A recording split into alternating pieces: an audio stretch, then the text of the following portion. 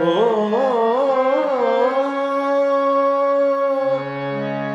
आतन रंग पतंग सरीखो जाता वार न लगे जी। असंख्य गया धन संपत्ति मेरी तारी नजरों आगे जी।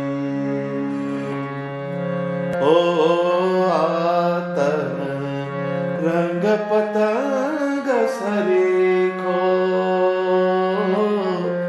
जाता वार न लागे जी। जाता वार न लागे जी। असंख्य गया धन संपत्ति मेली असंख्य गया धन संपत्ति मेली तारी नजरों आगे जी। जाता वार न लागे जी।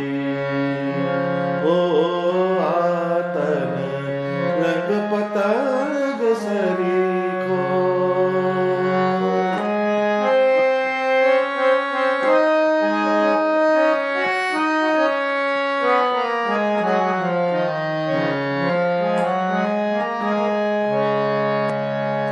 अंगे तेल फुलेल लगावे अंगे तेल फुलेल लगावे माथे छोगा गाले जी। जो बन धन नु जोर जणावे जो बन धन नु जोर जणावे छाती काढ़ी चाले जी। जाता वार न लागे जी। ओ आतन रंग पतंग सरीखो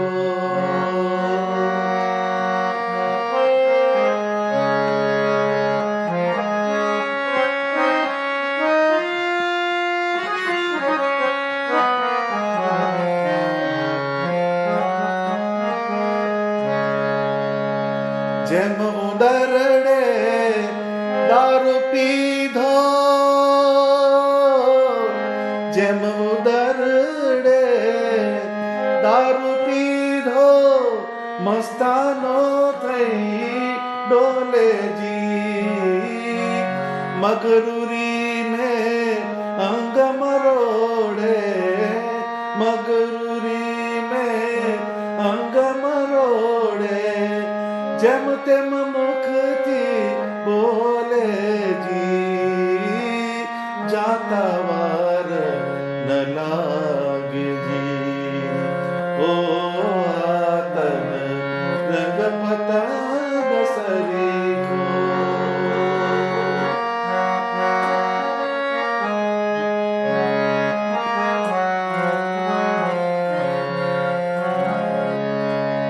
मन मा जाने मुझ सरीखो मन मा जाने मुझ सरीखो रसियो नहीं कोई रागी जी। बाहर ताकी रही बिलाड़ी बाहर ताकी रही बिलाड़ी लेता वार न लागेगी जाता वार न लागेगी। ओ आतन रंग पतंग सरीखो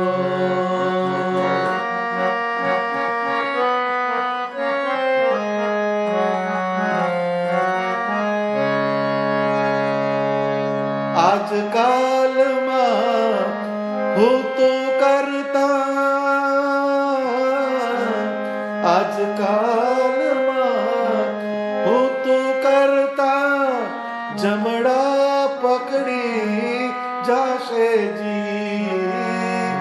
બ્રહ્માનંદ કહે ચેત અજ્ઞાની, બ્રહ્માનંદ કહે ચેત અજ્ઞાની, અંતે ફજેતી થાશે જી, જાતા વાર ન લાગે જી.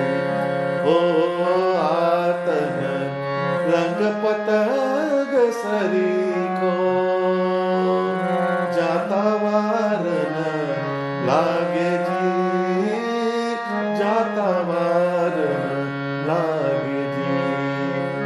ઓ જાતા વાર ન લાગે જી, ઓ જાતા વાર ન લાગે જી.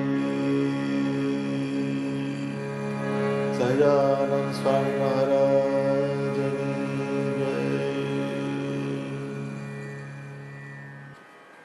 માણસ એની લાઈફમાં જે મોમેન્ટરી ફેઝ સાથે ડીલ કરે છે એની રિયાલિટીને મૂર્તિમાન કરતું આ પદ છે.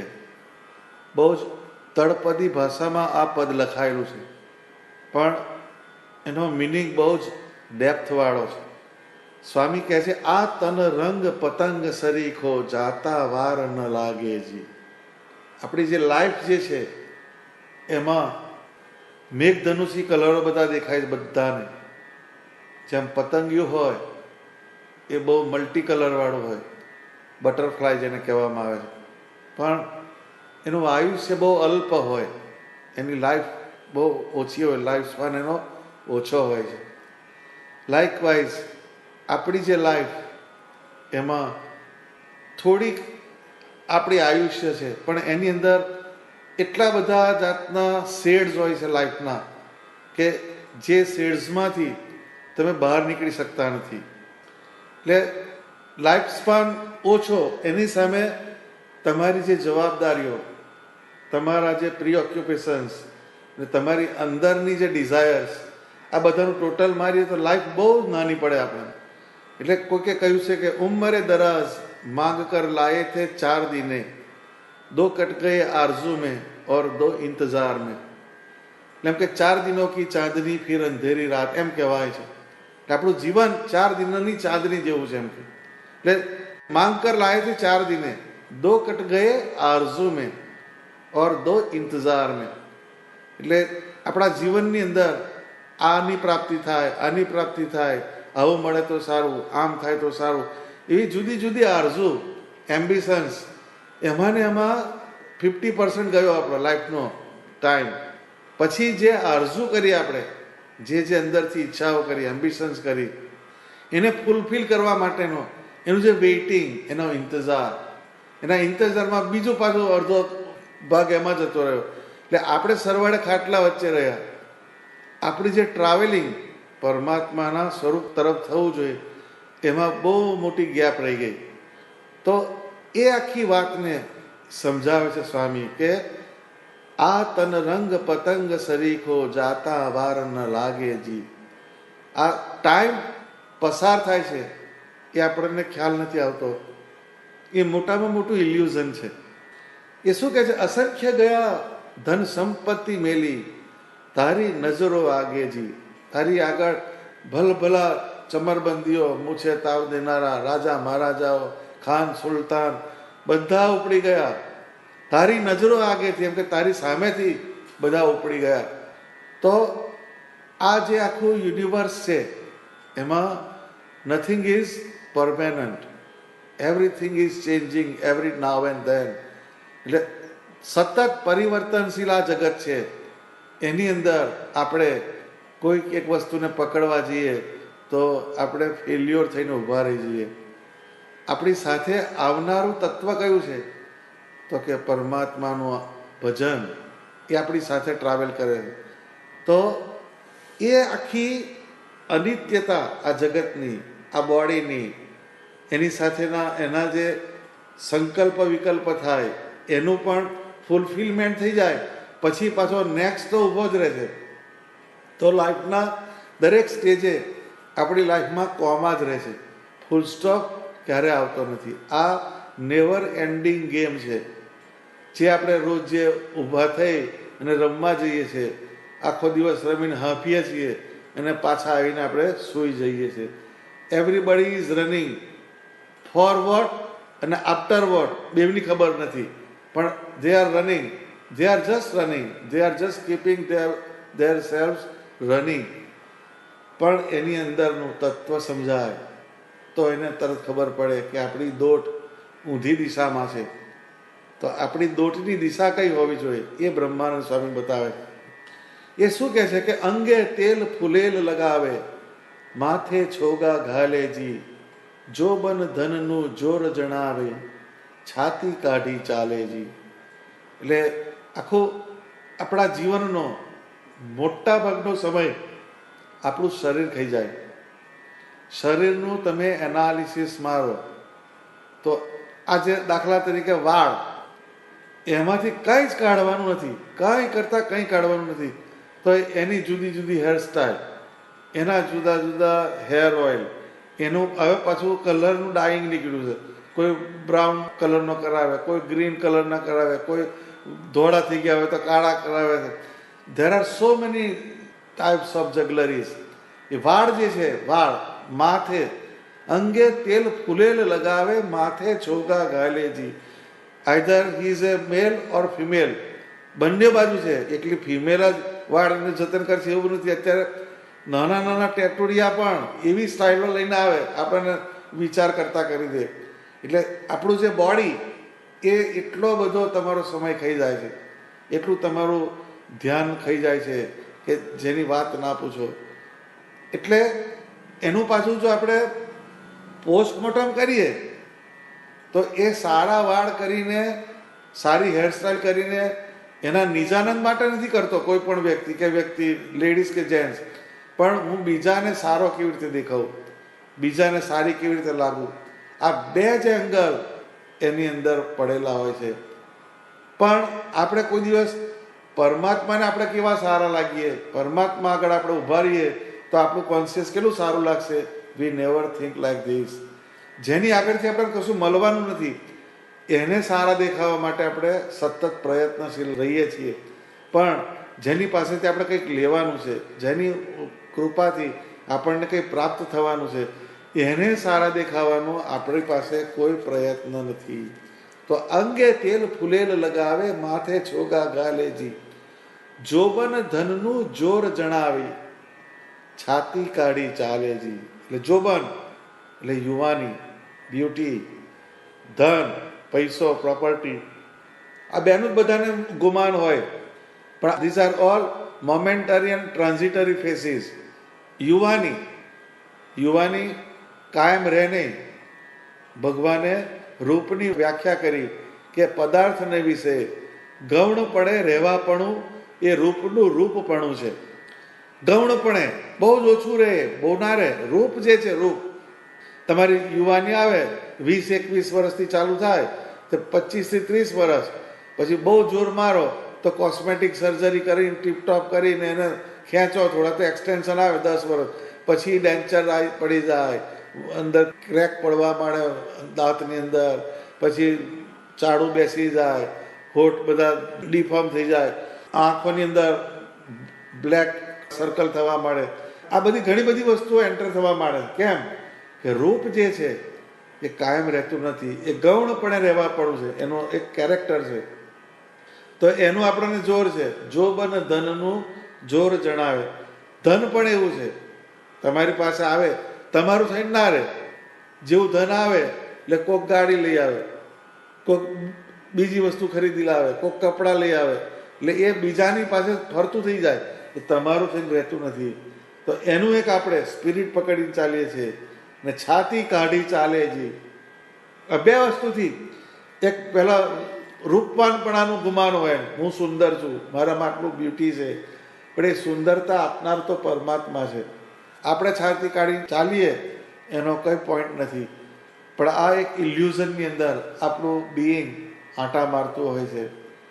જેમ ઉંદરડે દારૂ પીધો મસ્તાનો થઈ ડોલેજી, મગરૂરી મેં અંગ મરોડે જેમ તેમ મુખથી બોલેજી.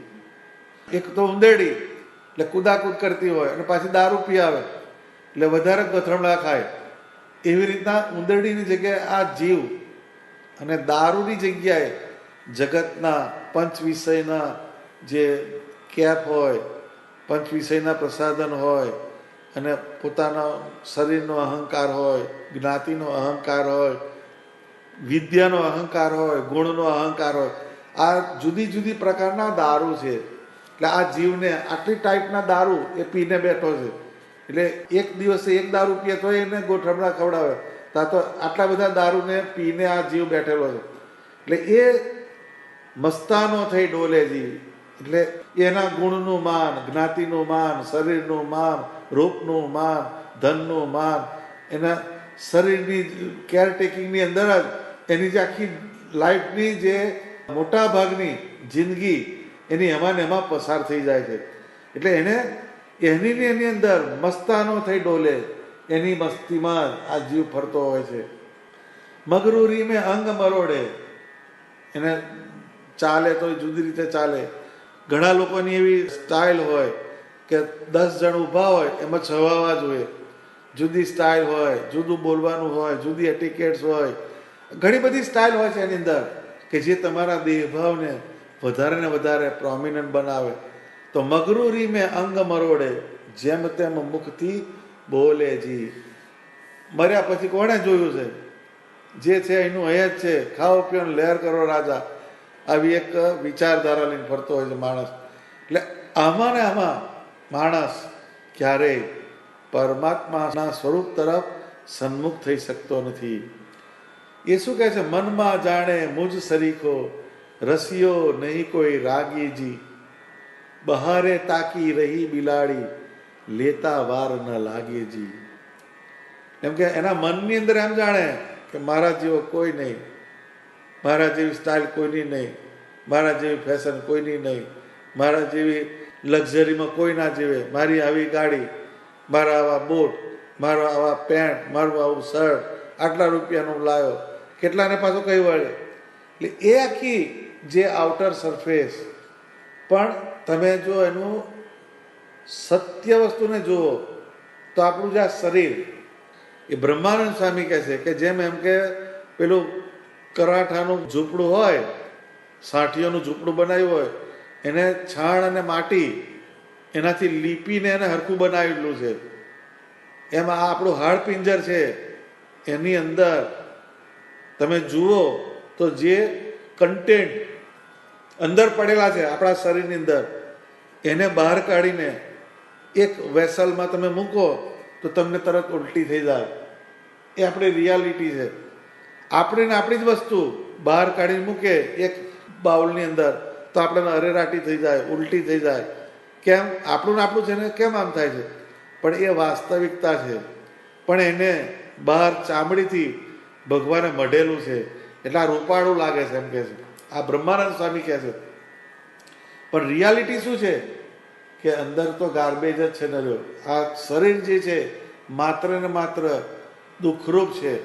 એટલે એમ કે સત્સંગી જીવનમાં કહ્યું કે સવારનું રાંધેલું અન્ન સાંજે ખાવા લાયક રહેતું નથી, તો એ તમારે ફેંકી દેવું પડે છે, કારણ કે બગડી જાય છે.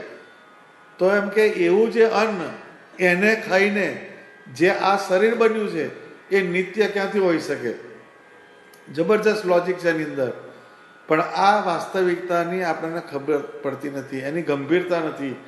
એટલે એમ કહે છે મનમાં જાણે મુજ સરીખો, રસિયો નહીં કોઈ રાગીજી, બહારે તાકી રહી બિલાડી, લેતા વાર ન લાગીજી. અહીંયા પાછું ઉંદરની વાત અહીંયા પાછી આવે છે, એનો કોન્ટેક્સ ફરી આવે. એટલે એ જે જુદી જુદી જાતના અહંકાર, પોતાનાપણે રસિકપણાના અહંકાર, આ બધી વસ્તુનો એટલો બધો અંદરથી ઉભરા આવે છે. પણ એને ખબર નથી પડતી કે બિલાડી બહાર ઊભી છે ને આ ઉંદર ગલુડિયા ખાય છે, પણ બિલાડીનો એક જ તરાપ એ ઉંદરને સ્વાહા કરી જશે. એવી રીતના સમયનો માપદંડ આપણા તરફ નજીક આવે છે. We are travelling towards the destructive phase of Maya, that is કાળ. આપણું જે આયુષ્ય છે એ ટૂંકી થાય છે ડે બાય ડે. હવે આ આપણા વિશ્વની રચના એના તરફ જો આપણે દ્રષ્ટિ કરીએ તો આપણને ખબર પડશે કે આપણે મનુષ્ય છીએ તો આપણું આયુષ્ય 50 વર્ષનું હોય, 60 વર્ષનું હોય, 70 વર્ષનું હોય, પેલા 100 વર્ષનું બધું. પણ હવે એની લાઈફ સ્પાનની જે અવધિ જે છે એ ટૂંકી થતી જાય. પણ જે કીડી હોય, મકોડા હોય, મચ્છર હોય, એનું આયુષ્ય તો દિવસોમાં જતું રહે. તો આપણે એને કેવા નાશવંત સમજીએ છીએ કે આ કીડી જેવું છે, આ તો એનું કેટલું આયુષ્ય, એનું કેટલું ગજવું, એમ આપણે ગણીએ. એવી રીતના દેવતાઓ જે છે એનું આયુષ્ય મન્વાંતરમાં છે. એટલે મીન્સ એક મન્વાંતર બરાબર આપણા થાઉઝન્ડ્સ ઓફ યર્સ જતા રહે. એ દેવતાઓનો ટાઈમનો માપદંડ છે. દેવોની ગણતરીમાં આપણે કીડી મકોડી જેવા છીએ. પણ આપણે પણ આપણા યુનિવર્સની અંદર આનંદ માણતા હોય છે. પણ આપણી ઉપર જે ચૈતન્ય જે છે એને આપણો જે ટાઈમનો ફેઝ એકદમ શોર્ટ લાગે છે. આપણને જેમ કીડી મકોડીનું લાગે છે એવું આપણા ઉપર જે પરમ ચૈતન્ય છે દેવતાઓનું, એ આપણને કીડી મકોડી જેવા સમજે. તો ઇન શોર્ટ આપણે જે સ્ફિયરની અંદર આપણું છે આમ કરીને ફરીએ છીએ, પણ એ મોમેન્ટરી ટેમ્પરરી ટાઈમ ઝોનની અંદર આપણે ફરીએ છીએ. આ એક રિયાલિટી જેને સમજાઈ જાય એ પરમાત્માના સ્વરૂપ તરફ ચાલવા માંડે. એટલે વચનામૃતમાં કહ્યું કે જ્યારે આ જીવને કાળનું સ્વરૂપ સમજાય ત્યારે જ એને ભગવાનમાં પ્રીતિ થાય છે. કાળનું સ્વરૂપ એટલે શું કે કાળ જે છે એ બધી જ વસ્તુનો ક્ષોભ કરે છે.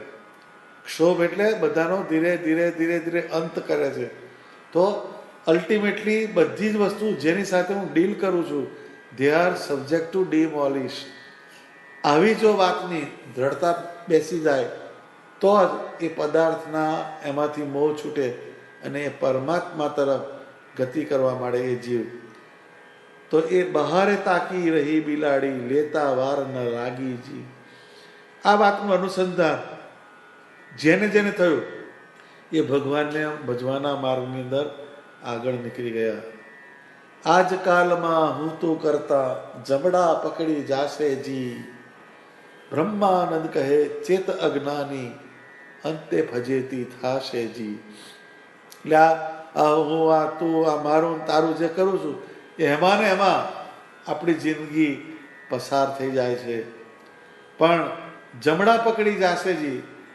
આપણે કયા જમ આવે છે તો કે એવરી ડે સમય આપણો પસાર થઈ જાય છે અને આપણે જે કરવા આવ્યા છે એ રહી જાય છે. આપણે ભગવાન ભજી લેવા માટે આપણો જન્મ છે. ભગવાનને આપણા વચ્ચેનો જે અંતરાળ એ ઓછો કરવા આવ્યા છે આપણે, કાં તો એને ઝીરો કરવા આવ્યા છે. પણ એ વસ્તુને ભૂલાવે છે કોણ? તો કે આ હું તું કરતા. એટલે આપણે શરીર અને શરીરના રિલેટેડ જે પદાર્થ એની અંદર જ આપણે ટ્રાવેલિંગ કરીએ છીએ કે જે તમને પરમાત્મા તરફ જવા દેતા નથી. એટલે કહે છે બ્રહ્માનંદ કહે ચેત અજ્ઞાની અંતે ફજેતી થાશે જી. તારે ચેતવું હોય તો ચેતી જા, છેલ્લે ફજેતી થશે. એમ કે જેણે માણસ હોય કોઈ ગામની અંદર એ દેવું કરી બેઠો હોય, પછી દેવું એને ચૂકવી ના શકે, તેનું બધું લીલામ થઈ જાય, ઘર જતું રહે, ઢોર ઢાકર જતા રહે, સંપત્તિ જતી રહે, એટલે છેલ્લે પછી એની ફજેતી થાય છે. એવી રીતના આપણને પરમાત્માએ જે વસ્તુ આપી એને ભગવાન રિલેટેડ વસ્તુમાં ના વાપરી. આંખોએથી આપણે મૂર્તિનું દર્શન ના કર્યું, શાસ્ત્રોનું વાંચન ના કર્યું, કાનથી આપણે ભગવાન સંબંધી ગુણ ના સાંભળ્યા, કીર્તન ના સાંભળ્યા, આપણી ચામડીથી ભગવાન સંબંધી વસ્તુનો સ્પર્શ ના કર્યો, હાથે માળા ના ફેરવી, પગે પ્રદક્ષિણા ના કરી, જીભે કરીને ભગવાનના ગુણ ગાયા નહીં, કાં તો ભગવાનને સંબંધી અન્ન ના જમ્યા, પ્રસાદ ના જમ્યા, નાસિકાએથી ભગવાન સંબંધી સુગંધી ના લીધી, આ બધી વસ્તુમાં આપણે ફેલ ગયા. એટલે એ તમને પરમાત્મા તરફ જવા નહીં દે. આટલી વાત જો ગોખાઈ જાય તો આપણને ભગવાનને ભજવાનો માર્ગ સરળ બની જાય. એટલે આ તન રંગ પતંગ સરીખો જાતા વાર ન લાગે જી. અત્યાર સુધીમાં આપણી જુવાનીની અંદર, આટલા વર્ષોની અંદર આપણે જે ખાધું પીધું ભોગવ્યું મોજ કરી એ બધું બરાબર છે, ભલે વસ્તુ જતી રહી, પણ હવેની જે મોમેન્ટ્સ છે જે આપણી પાસે કેટલી છે એ ખબર નથી. તો એ બધી મોમેન્ટ્સને આપણે હિયર એન્ડ નાવમાં કન્વર્ટ કરીને અત્યારે ને અહીંયા ભગવાનનું ભજન કરી લેવું. કે અત્યારે જે સ્ટ્રેટેજી પર આપણે ચાલીએ છીએ કે એવરીડે કંઈક ને કંઈક ભગવાન સંબંધી કરવું છે, તો એ આખી પરિસ્થિતિમાં જો આપણે જીવન જીવીએ તો રોજ જે આપણને કંઈક ભગવાન સંબંધી ગાઢ સંકલ્પ થાય અને એ આપણને ભગવાન તરફ લઈ જનારા બને. તો આ પદ જે છે બ્રહ્માનંદ સ્વામીનું, એ વોર્નિંગ બેલ જેવું પદ છે. એટલે આનું ઘણું ડીપમાં એનાલિસિસ થઈ શકે, પણ આ શોર્ટમાં સમરાઇઝ કરીને આ વાત કરી કે આ તન રંગ પતંગ સરીખો જાતા વાર ન લાગે જી. એટલે આ દુનિયાની અંદર તમને ગમે એવા પ્લેઝર્સ મળશે, ગમે એવી સુંદર વસ્તુઓ મળશે, ગમે એવી તમને મનને લલચાવનારા પ્રસાધનો મળશે, but they are all temporary. જે આપણા ડ્રેસ હોય છે, કોસ્મેટિક્સની વસ્તુ હોય છે, ઘણી બધી વસ્તુ હોય, તમે એનું જો તમે ડિટેલ જુઓ તો ઘણાના બાથરૂમમાં જાઓ 10-10 જાતના શેમ્પૂ પડેલા હોય, તેમાં પોણા ભાગના વપરાતા જ ના હોય, કોકને બતાવવા જ મેલેલા હોય. પાછું એ આખી વાત જે છે જગલરી પાછી અહીં છે, બતાવવાની વાત છે એમ. એ અમુક યુટિલાઇઝેશનની વસ્તુ જુદી છે. એટલે દરેક જગ્યાએ અહંકારની વસ્તુ આવે, શોમેનશીપ. તમારા શરીરને રિલેટેડ વસ્તુ તમારા આનંદ માટે જતી હોય તો it is all together different story, પણ એ એવું નહીં હોતું એમ. ફેશન કરીએ છીએ પણ બીજાને સારા દેખાવા માટે એમ. એમાં નેલ પોલિશથી માંડીને પર્સ, પછી પેલું વોચનો પટ્ટો, પછી ચંપલ, બધું જ એક મેચિંગમાં આવે. તમને જે પર્પલ કલર લીધો પર્પલ આવે, મરૂન લીધો હોય તો મરૂન આવે, પિંક લીધો હોય તો પિંક આવે. આટલું બધું મેટિક્યુલસ હોય. બહારના એની એટલી બધી હાર્મની કરે માણસ, પણ અંદર હાર્મની બિલકુલ નહીં. મન બીજી બાજુ જતું હોય, બુદ્ધિ બીજી બાજુ જતી હોય, અહંકાર ત્રીજી બાજુ જતો હોય, શરીર ચોથી બાજુ જતું હોય એમ.